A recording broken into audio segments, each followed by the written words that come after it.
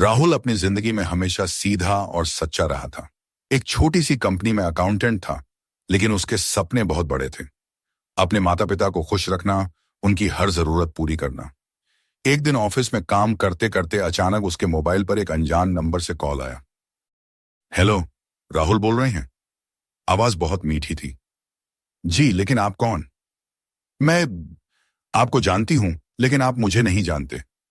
राहुल थोड़ा चौंका। फिर फोन क्यों किया? आपसे मिलना है, बस एक बार। माफ कीजिए, मैं ऐसे किसी अजनबी से नहीं मिल सकता। प्लीज, सिर्फ एक बार। कल शाम 5 बजे, सिटी पार्क। मैं आपको पहचान लूंगी। राहुल कुछ पल चुप रहा, फिर बोला, ठीक है। अगले दिन राहुल ठीक 5 बजे पार्क पहुंच गया। वह चारों तरफ देख ही रहा था कि पीछे से आवाज आई, आप राहुल हैं? वह मुड़ा और सामने खड़ी लड़की को देखकर कुछ पल के लिए खो गया। लंबे बाल, हल्की मुस्कान, आंखों में एक अजीब सी चमक। जी, आप? मेरा नाम नेहा है। आपने मुझे क्यों बुलाया? अभी नहीं बता सकती, बस आपसे दोस्ती करना चाहती हूं। उसकी मासूमियत में कुछ ऐसा था कि राहुल मना नहीं कर पाया। धीरे धीरे दोनों मिलने लगे, कभी पार्क, कभी कैफे, कभी झील किनारे। नेहा हमेशा अपने बारे में कुछ न कुछ छुपा जाती थी। तुम अपने घर के बारे में क्यों नहीं बताती? राहुल पूछता। समय आने पर सब बता दूंगी, वह मुस्कुरा देती। राहुल को अब उससे प्यार हो चुका था। वह उसके बिना एक दिन भी नहीं रह पाता था। एक दिन नेहा उसे शहर से बाहर एक झील के किनारे ले गई। शाम का समय था, हल्की हवा चल रही थी। नेहा अचानक बोली, राहुल, तुम मुझसे कितना प्यार करते हो? इतना कि तुम्हारे बिना जी नहीं सकता। तो क्या मेरे लिए कुछ भी कर सकते हो? हाँ। नेहा ने झील की तरफ इशारा किया। तो इसमें कूद जाओ। राहुल सन्न रह गया। तुम मजाक कर रही हो?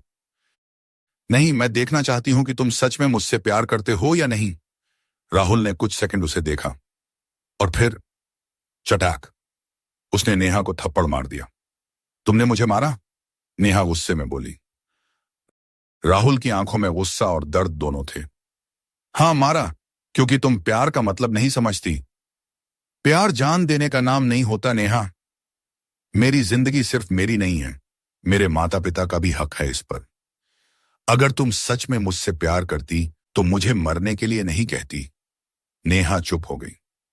और हां, अगर तुम्हारा प्यार इतना ही कमजोर है कि उसे साबित करने के लिए मुझे मरना पड़े, तो ऐसा प्यार मुझे नहीं चाहिए। नेहा गुस्से में वहां से चली गई। राहुल पूरी रात सो नहीं पाया। उसे लगा सब खत्म हो गया। अगले दिन उसने ऑफिस में जाकर इस्तीफा लिखना शुरू कर दिया।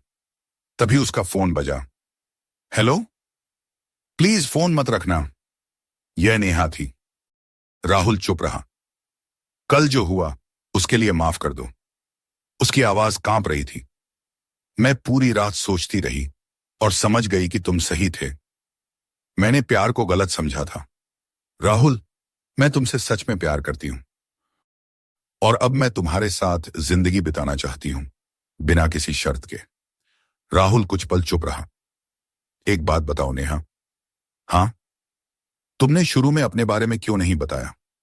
नेहा ने धीरे से कहा, क्योंकि मैं एक अमीर परिवार से हूं और मैं देखना चाहती थी कि कोई मुझे मेरे पैसे के लिए नहीं, बल्कि मुझे दिल से चाहे। और तुमने साबित कर दिया कि तुम वैसे इंसान हो। राहुल हल्का सा मुस्कुराया। और तुमने भी आज साबित कर दिया कि तुम समझदार हो गई हो।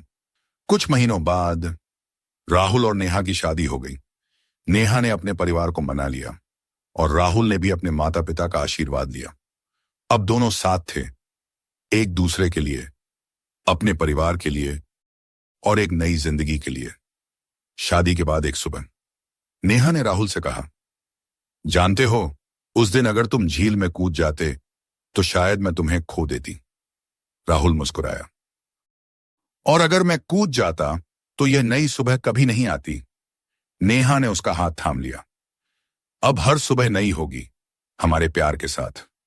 राहुल ने उसकी आंखों में देखते हुए कहा, क्योंकि अब हमारा प्यार समझदारी वाला है, न कि पागलपन वाला। और खिड़की से आती सूरज की पहली किरण ने जैसे उनके रिश्ते को आशीर्वाद दे दिया। यही थी उनकी नई सुबह।